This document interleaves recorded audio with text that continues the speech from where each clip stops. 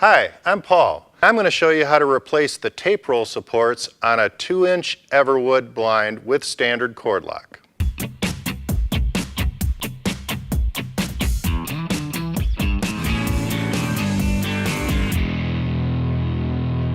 So some of the things that I'll need to have on hand for this repair is the universal tape roll and the universal tape roll support.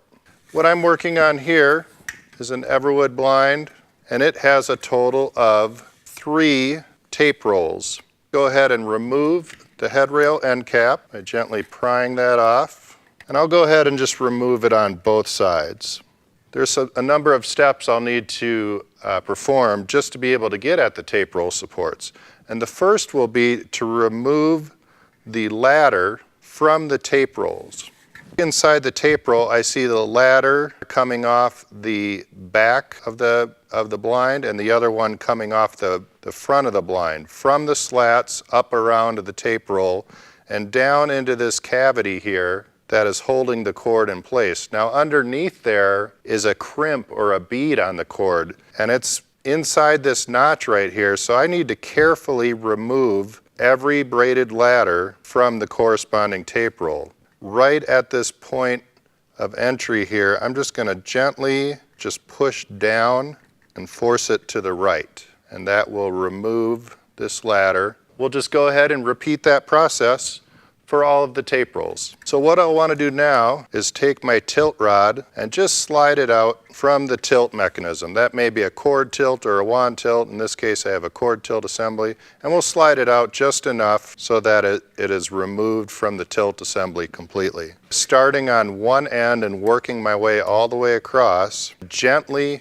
pry up on the tilt rod, snapping each bearing of the tape roll out of these cradles of the tape roll support.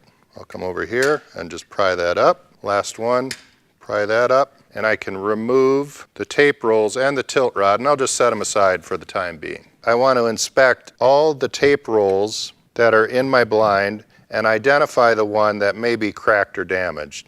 In this case, I'm finding that I'm going to replace this one on the right-hand side. If I'm going to replace one tape roll support, I may just go ahead and replace the others on the blind while I have it disassembled. Take a look and see if there is a lift cord. You can see my cord lock here to raise and lower the blind that has a number of cords exiting it, going across the headrail, over this guide bar, and down into the slat material to raise and lower the blind.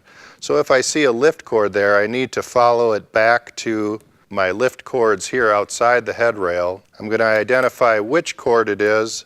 I'll undo the cord lock, and here's my cord. As I begin to pull it, I'm looking for the cord that I'm pulling on. There it is. I'm going to follow that cord back to the cord connector and separate it. Now I'm going to need to remove this cord. I don't want to cut this cord because I need these cords at the cord connector to remain level. So I may come in and right above the knot, I'll just make a really small mark. And that's going to help me relocate that knot to the same position when I'm reassembling and finishing this blind. Undo that double over knot and remove the cord connector. Now let's come back to the headrail, and here's the tape roll support that I'm going to replace. Pull that cord out so that it's just hanging loosely here. Remove the tape roll support. If I come in from the front, I can release this tab right here. Just gently rock that away, bring it up and out, and I'm going to remove the cord. We'll set that aside, and I'm going to bring in the new tape roll support. Begin by making sure that the lift cord and ultimately the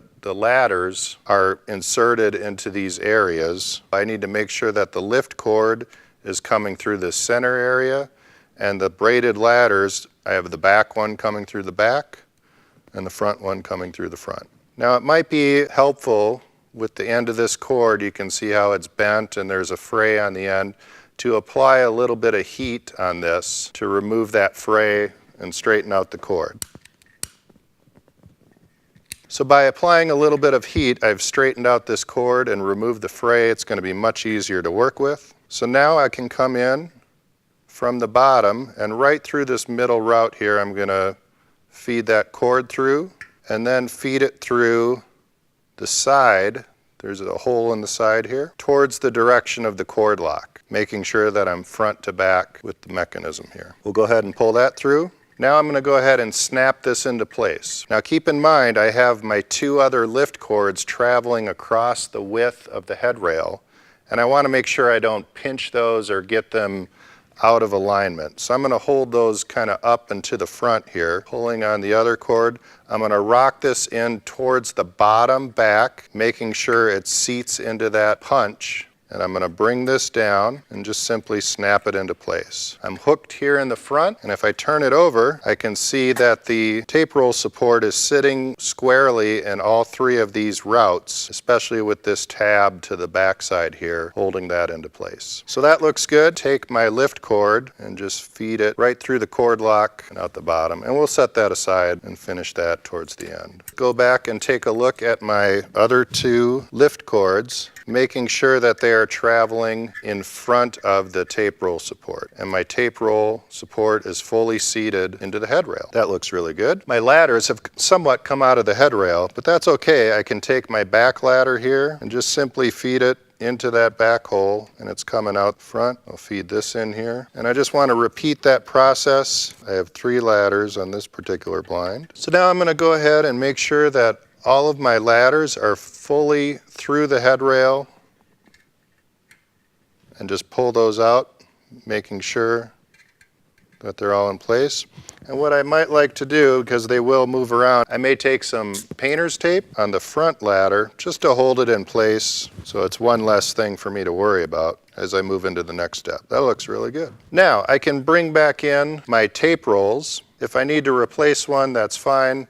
I can simply just slide the bad off the end and bring in my new one. So as I bring the new tape roll to the tilt rod, I want to identify the notch inside the tape roll, and that's telling me that's to the bottom, and it's going to correspond to this notch on the tilt rod. Bring this to the tape roll. I'll spin everything over so I'm upside down right now. Feed that onto the tilt rod and all the way through. Everything is in the same orientation. Hey, that looks really good. Bring them over, top side up, the notch is to the bottom, so I know this is the top. Come back to the headrail. So I'm just going to roughly position the tape rolls so they line up with the tape roll support, making sure that the end of my tilt rod is not above the tilter assembly. So I need there to be at least a 1/2 inch or more of space right there, and then I'll roughly position these into place. Gently just bring them down and allow them to rest in the cradles of the tape roll supports, and I'll start on one end and push down on either side of the bearings of the tape roll